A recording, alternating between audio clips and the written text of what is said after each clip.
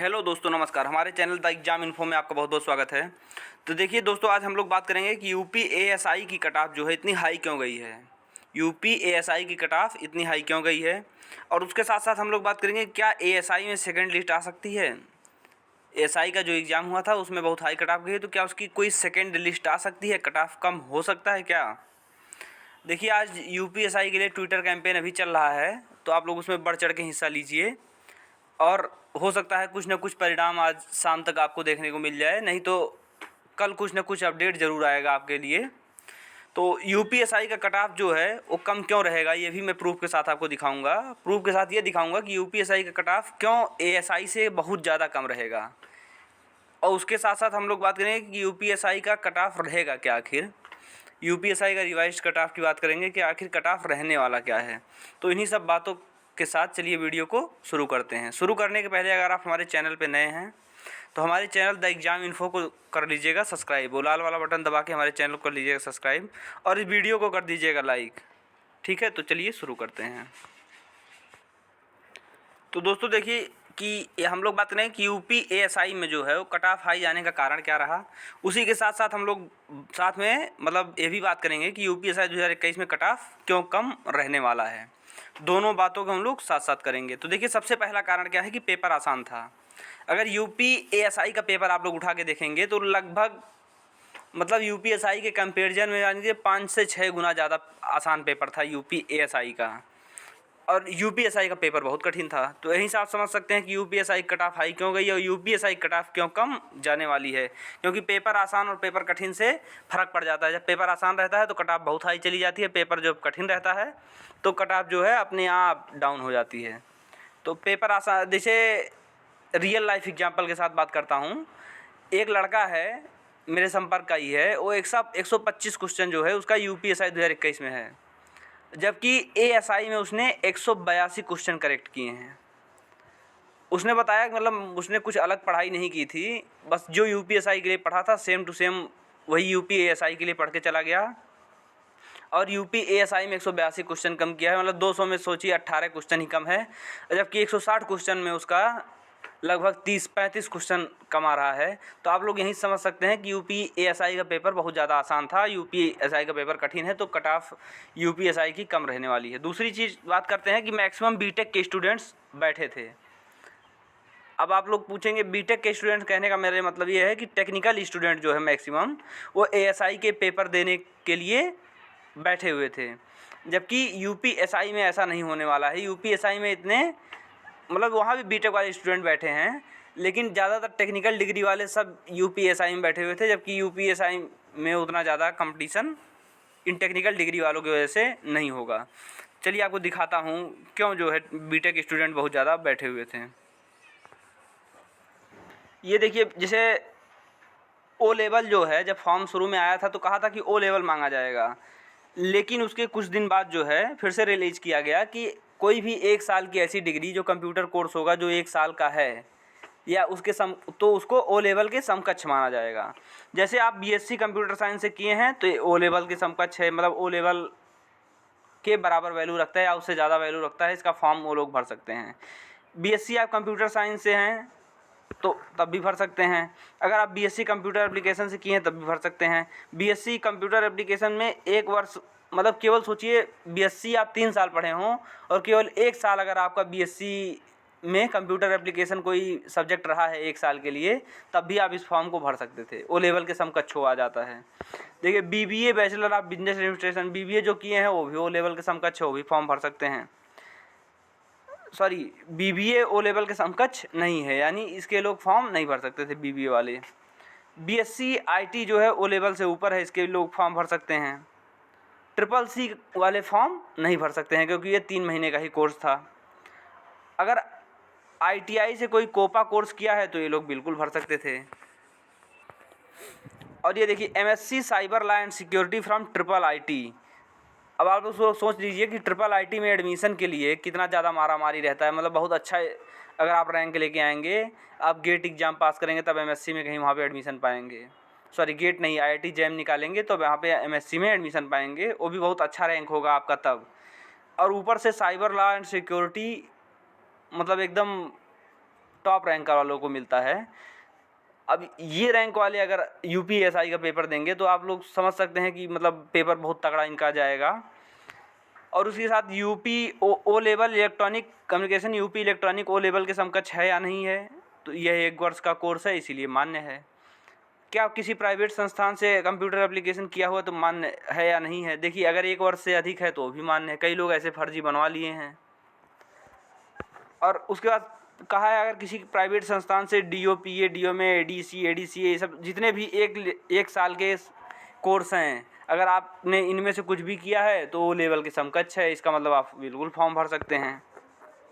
क्या किसी प्राइवेट संस्थान से वो लेवल किया हुआ मान्य है?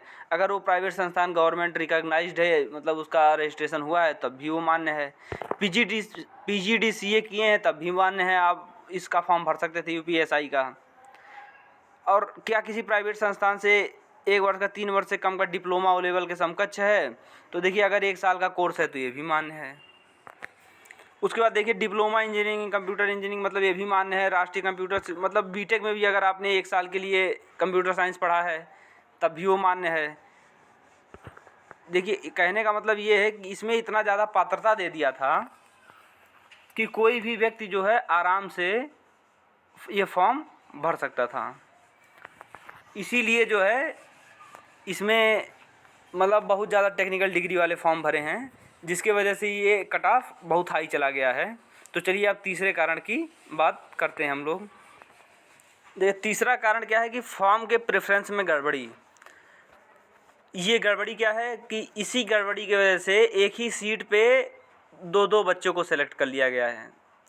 मतलब एक ही बच्चा जो है वो तीनों के लिए क्वालिफाई है, चाहे यूपीएसआई मिनिस्ट्रियल हो, चाहे यूपीएसआई अकाउंटेंट हो, और चाहे वो, मतलब इन तीनों के लिए जो है वो एक ही बंदा जो है सिलेक्टेड है। कैसे? क्योंकि जब फॉर्म भरा जा रहा था तो उसमें 3 प्रेफरेंस पूछ रहा था कि फर्स्ट प्रेफरेंस पे आप क्या रखेंगे, सेकंड पे आप क्या रखेंगे, थर्ड पे आप क्या रखेंगे। तो उसमें ये ऑप्शन दिया हुआ था कि चाहिए, मान लीजिए आपको अकाउंटेंट वाला भरना है, आपने बीकॉम किया है तो अकाउंटेंट वाला पहले भी भर दीजिए और 2 को नन कर दीजिए, या तो उन दोनों को भी आप भर सकते थे। लेकिन अगर आपने मान लीजिए बीए किया हुआ है और ओ लेवल है आपके पास, तो आप केवल क्लर्क वाला भर दीजिए और स्टेनो वाला सेकंड पे भर दीजिए और थर्ड पे नन कर दीजिए। लेकिन कई लोगों ने कन्फ्यूजन की वजह से सोचा कि उसमें नन नहीं करना है और तीनों के तीनों प्रेफरेंस को भर दिया। भले ही उनके पास बीकॉम की डिग्री नहीं है, लेकिन फिर भी उन्होंने तीसरा प्रेफरेंस भर दिया है। और ऐसे ही बहुत सारे लोग हैं जिनको स्टेनो आता ही नहीं है, फिर भी उन्होंने तीसरा प्रेफरेंस भर दिया है। तो इस वजह से जो है फॉर्म के प्रेफरेंस में गड़बड़ी होने की वजह से, जैसे एनटीपीसी में नहीं आया था कि ओवरलैपिंग हो गया था। ओवरलैपिंग क्या होता है कि एक ही कैंडिडेट को 2-3 पोस्ट के लिए क्वालिफाई करा लिया जाता है, ना कि एक रोल नंबर को 2-3 सीट, मतलब अलग अलग सीट के लिए क्वालिफाई कराया जाता है, जिसकी वजह से ओवरलैपिंग हो जाती है, जैसे एनटीपीसी में हुई थी। तो ये फॉर्म के प्रेफरेंस में गड़बड़ी की वजह से ऐसा हुआ है कि 400 से 500 बच्चे ऐसे हैं जो वही बच्चे अकाउंटेंट में भी सिलेक्टेड हैं, वहीं 400-500 बच्चे जो है मिनिस्ट्रियल वाले में भी सिलेक्टेड हैं, वही 400-500 बच्चे स्टेनो वाले में भी सिलेक्टेड हैं। जब वो डीबी कराने जाएंगे तो वहीं पे उनको छांट दिया जाएगा, या डीबी कराते समय ही इनको अलग कर दिया जाएगा कि आपने क्या प्रेफरेंस भरा था, फिर से आप वहाँ पे फिर से प्रेफरेंस भरवा लिया जाएगा। तो डीबी अगर हो जाएगा तो इसका मतलब, और बच्चे बाहर होंगे तो इसका मतलब सेकंड लिस्ट ज़रूर आएगी। और देखिए, साथ साथ इधर देखते हैं कि फॉर्म के प्रेफरेंस में गड़बड़ी यूपीएसआई में ऐसा कोई मामला है ही नहीं। ओवरलैपिंग जैसी कोई चीज़ यूपीएसआई में है ही नहीं। उसी के साथ साथ हम लोग बात करते हैं वैकेंसी। देखिए, बहुत कम थी, मतलब बहुत ही ज़्यादा वैकेंसी कम थी। और यूपीएसआई में देखिए 9,534 वैकेंसी थी, मतलब बहुत ज़्यादा वैकेंसी यूपीएसआई में थी। इस वजह से भी कट ऑफ इसका हाई गया है और यूपीएसआई कट ऑफ लो जाने वाला है। चलिए आपको दिखा देते हैं कितनी वैकेंसी थी। अब देखिए, बात करते हैं, जैसे एसआई कॉन्फिडेंशियल की बात कर लेते हैं। तो इसमें 327 पोस्ट था। इसमें बैचलर डिग्री वाले भर सकते थे फॉर्म, और साथ साथ स्टेनोग्राफर भी उनको आता हो, यानी स्टेनो के लिए 327 पोस्ट था। अब बात करते हैं एएसआई क्लर्क, जिसको एएसआई मिनिस्ट्रियल कहते हैं। इसके लिए कोई भी फॉर्म भर सकता था और ओ लेवल का एग्ज़ाम होना चाहिए था। तो मैक्सिमम फॉर्म जो है ये मिनिस्ट्रियल के लिए ही पड़े हुए हैं। तीसरा बात करते हैं एएसआई अकाउंटेंट की, तो 358 वैकेंसी थी। इसमें बीकॉम अगर आपने किया था तो आप इस फॉर्म को भर सकते थे, या साथ साथ ओ लेवल आपको चाहिए हुआ था। अब आज आगे बात कर लेते हैं कि एएसआई कॉन्फिडेंशियल की। देखिए जनरल की 136 वैकेंसी थी। एएसआई कलर की बात करते हैं, जनरल की 260 वैकेंसी थी। एएसआई अकाउंटेंट की बात करते हैं तो जनरल की 145 वैकेंसी थी। देखिए वैकेंसी जनरल की 136, 260, 145, सोच रहे हैं कितनी ज़्यादा कम वैकेंसी है। तो कट ऑफ आपको क्या लगता है 313 नहीं जाएगा? 136 वैकेंसी है, 260 वैकेंसी है, तो क्या लगता है कट ऑफ 313 नहीं जाने वाला है? जबकि यूपीएसआई में 3600 से ज़्यादा वैकेंसी केवल जनरल की है। 3600 से ज़्यादा वैकेंसी केवल जनरल की है। तो आप लोग ऐसे ही जान ले, पेपर भी कठिन था, कोई पोस्ट प्रेफरेंस में कोई गड़बड़ी नहीं हुई है, ना ही कोई ओवरलैपिंग होने वाला है। तो अपने आप यार कट ऑफ कम हो जाएगा, मतलब कुछ आपको कहने की ज़रूरत नहीं, अपने आप भी कट ऑफ उसका कम जाने वाला है।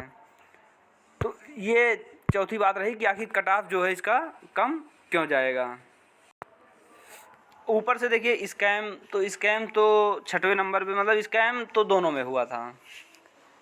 स्कैम इसमें भी हुआ था, स्कैम उसमें भी हुआ था। लेकिन यूपीएसआई 9534 में स्कैम बहुत कम असर डालेगा, क्योंकि इस इतनी ज़्यादा इसमें सीटें थी। अगर 400, 500, 1000 सीटें अगर भेज भी देते हैं, अगर स्कैम से भी भरी जाती हैं, फिर भी 8000, 8500 सीटें बचती हैं जो नॉर्मल बच्चों से भरी जानी है, जो अच्छे बच्चों से भरी जानी है। लेकिन अब इसमें 1329 पोस्ट ही था। एएसआई में केवल 1329 पोस्ट था। अगर उसमें 500-600 बच्चों ने धांधली कर दिया होगा तो आप लोग समझ सकते हैं ना कट ऑफ कितना हाई जाने वाला। और धांधली तो हुआ है, क्योंकि जब आंसर की आई थी तो 160, 170, 180 वाले बच्चे बहुत कम दिख रहे थे। और जैसे ही ये पेपर ख़त्म हुआ, जैसे ही इसका रिज़ल्ट आया, अचानक से 160, 170 वाले तमाम बच्चे आ गए। पता नहीं कहाँ से कमेंट करने लगे, हर जगह जो है 160, 170 वाले बच्चे दिखने लगे कि I am selected for DBPST, 160 question, 165 question, 170 question. जबकि आंसर की आने के बाद इन लोग का कमेंट कहीं नहीं था, मतलब कहीं दिख नहीं रहे थे लोग। तो क्या स्कैम तो हुआ है, जहाँ तक लग रहा है स्कैम कहीं ना कहीं तो हुआ है ज़रूर। लेकिन स्कैम का इस पर बहुत ज़्यादा फ़र्क पड़ेगा। जैसे आप लोग हाई कोर्ट ROA की बात कर लीजिए, तो उसमें लगभग 350 के आसपास वैकेंसी थी। तो उसमें इतना भयानक स्कैम हुआ था कि 250 में से 235, 240 कट ऑफ चला गया था। वहाँ तक के बच्चों का हुआ था, 235 के ऊपर वालों के बच्चों का।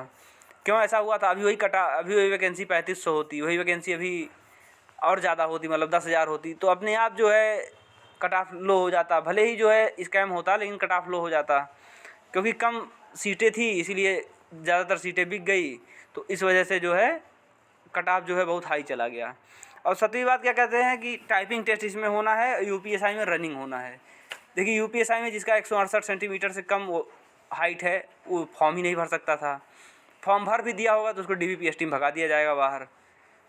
और जबकि यूपीएसआई में 163 सेंटीमीटर वाला ही भर सकता था। तो कहने का मतलब ये है, इस वजह से भी इसकी कट ऑफ हाई चली गई है कि इसमें कम हाइट वाले बच्चे भी इसको फॉर्म को बहुत ज़्यादा भरे हैं। तो ये सारा कारण रहा कि कट ऑफ क्यों हाई जाने वाला है, यूपीएसआई का कट ऑफ क्यों हाई गया, और यूपीएसआई 2021 से कट ऑफ क्यों कम जाने वाला है।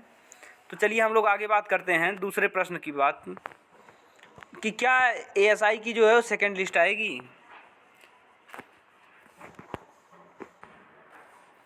तो देखिए एएसआई की सेकेंड लिस्ट आना, क्या बात करते हैं, जैसे मिनिस्ट्रियल की अगर बात कर लेते हैं, तो देखिए जो बच्चा अकाउंटेंट में सेलेक्टेड हो मिनिस्ट्रियल में भी है, जो बच्चा स्टेनो में है वो भी मिनिस्ट्रियल में है। तो वैसे भी बहुत सारे बच्चे को पास किए हैं, तो मिनिस्ट्रियल का कट ऑफ दोबारा लगना, मतलब कट ऑफ कम होना तो बहुत मुश्किल लग रहा है। लेकिन अगर बात करते हैं स्टेनो की और लेखा की, जो ओनली बीकॉम वाला था, अकाउंटेंट की बात करते हैं, तो इसकी कट ऑफ 100% कम जानी ही जानी है। क्योंकि स्टेनो वाले बच्चों को पहले टाइपिंग टेस्ट भी देना है, वो भी हिंदी इंग्लिश दोनों का, और उसके तुरंत बाद उनको स्टेनो टेस्ट भी देना है। और लेखा वाले ओनली बीकॉम वाले हैं, तो बहुत सारे बच्चे जो गलती से प्रेफरेंस भर के इसमें लेखा में सेलेक्टेड हो गए हैं, तो इनको DB में ही बाहर कर दिया जाएगा। तो कट ऑफ अगर कम होनी होगी तो स्टेनो और अकाउंटेंट दोनों की कट ऑफ एकदम कम आएगी। मिनिस्ट्रियल की कट ऑफ कम होना थोड़ा मुश्किल लग रहा है, शायद ना हो मिनिस्ट्रियल की कट ऑफ कम। तो सेकेंड लिस्ट अगर आना होगा तो स्टेनो और लेखा यानी अकाउंटेंट की सेकेंड लिस्ट ज़रूर आएगी। तो चलिए ये बात की है कि आखिर देखिए हमने 3 बातों पे यहाँ पे चर्चा की कि आज सेकंड लिस्ट आएगी तो बिल्कुल आएगी। किसकी आएगी? स्टेनो और अकाउंटेंट की आएगी, मिनिस्ट्रियल की बहुत कम उम्मीद आने की। उसके साथ साथ हम लोग बात किए कि यूपीएसआई कट ऑफ क्यों हाई गई, बहुत सारे रीज़न थे उसके। उसके साथ साथ हम लोगों ने बात किया यूपीएसआई की कट ऑफ क्यों कम जाएगी, क्यों एएसआई से तो बहुत कम जाने वाली है, आखिर क्यों। उसके साथ साथ अब हम लोग बात करेंगे कि यूपीएसआई की कट ऑफ अगर जाने वाली है कम तो क्या रहने वाली है कट ऑफ, उस कट ऑफ की हम लोग बात करते हैं। तो चलिए देखते हैं। तो देखिए मैं फिर से वही रिपीट करना चाहूँगा, जो कट ऑफ मैंने पहले बताई थी उस कट ऑफ से मैं 1% इधर उधर भी नहीं हुआ हूँ। वही कट ऑफ एकदम जाने में, देखिए स्क्रीनशॉट लेके वही कट ऑफ लगाया हूँ मैं। देखिए यहाँ पे चैनल का लोगो भी लगा हुआ है कि यूपीएसआई 2021 की कट ऑफ एक्सपेक्टेड, अगर इजी शिफ्ट है तो 300, हार्ड शिफ्ट है 280 और 290 के आसपास जो है वो कट ऑफ लगने वाला है अगर मॉडरेट शिफ्ट है। ऐसे ओबीसी की बात करते हैं 280, 290 अगर इजी शिफ्ट है, हार्ड शिफ्ट है 270। एससी की बात करते हैं 250 अगर इजी शिफ्ट है, 240 अगर मॉडरेट शिफ्ट है और 230 अगर हार्ड शिफ्ट है। तो ऐसे बात करते हैं एसटी की 210, 200, 190 कहने मतलब 200 आपका एसटी का आ जाए तो आप आराम से सिलेक्टेड हो जाएंगे। ईडब्ल्यूएस की बात करते हैं 275 अगर आपका मॉडरेट शिफ्ट है, 285 अगर इजी शिफ्ट है और 265 अगर आपका हार्ड शिफ्ट है तो आप 100% सेलेक्ट हो जाएंगे यूपीएसआई 2021 में। कई सारे रीजन्स हैं जो कट ऑफ इसी के आसपास जाने वाली है, 2-4 नंबर इधर उधर हो सकता है लेकिन कट ऑफ लगभग इसी के आसपास जाने वाली है। तो इस बात को आप चाहिए तो स्क्रीनशॉट लेके रख लीजिएगा, चाहे नोट करके रख लीजिएगा कि कट ऑफ लगभग यहीं जाने वाली है। तो अब चलिए, अब मेल की हो गई है, फीमेल की बात कर लेते हैं। तो देखिए 2021 फीमेल की बात करते हैं यूपीएसआई की। तो जनरल अगर 260 आ रहा है, कोई फीमेल है 260 आ रहा है और इजी शिफ्ट में है, सॉरी मॉडरेट शिफ्ट में है, तो 100% अपने आप को सिलेक्ट माने। और हार्ड शिफ्ट में है तो 250 तक और इजी शिफ्ट में है तो 270 तक। ओबीसी की बात करते हैं तो 250 अगर आ रहा है, ओबीसी की गर्ल्स हैं और 250 उनका आ रहा है मॉडरेट शिफ्ट में, 260 आ रहा है इजी शिफ्ट में, 240 आ रहा है इनका अगर हार्ड शिफ्ट में। ऐसे एससी की बात करते हैं 200 अगर आ रहा है और एसटी की महिला है कोई, उनका भी 200 आ रहा है। तो आप 100% आप लोग सिलेक्टेड हैं, 200 आप पार करा लीजिए, बस 50% का क्राइटेरिया आपको पार करना है।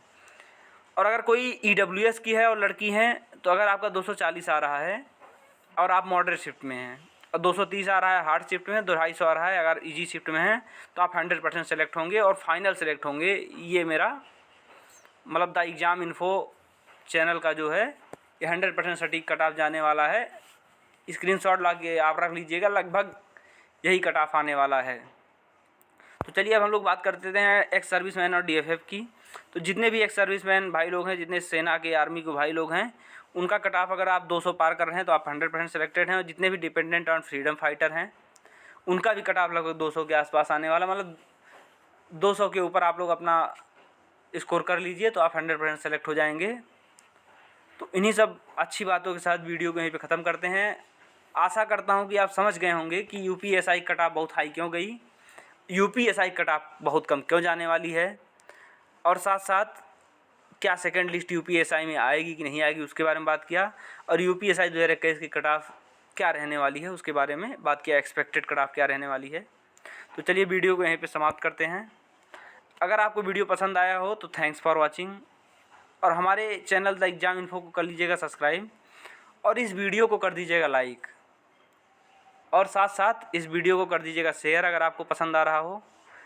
और कुछ कमेंट में अगर आपको डाउट आ रहा हो, अगर आपको लग रहा हो कोई पॉइंट मुझसे मिस हो गया है या अन्य कोई डाउट आ रहा हो कुछ संबंधित, तो उसको कमेंट में आप लिख सकते हैं। बाकी वीडियो देखने के लिए आपका बहुत बहुत धन्यवाद। जय हिंद, जय भारत, जय माता दी।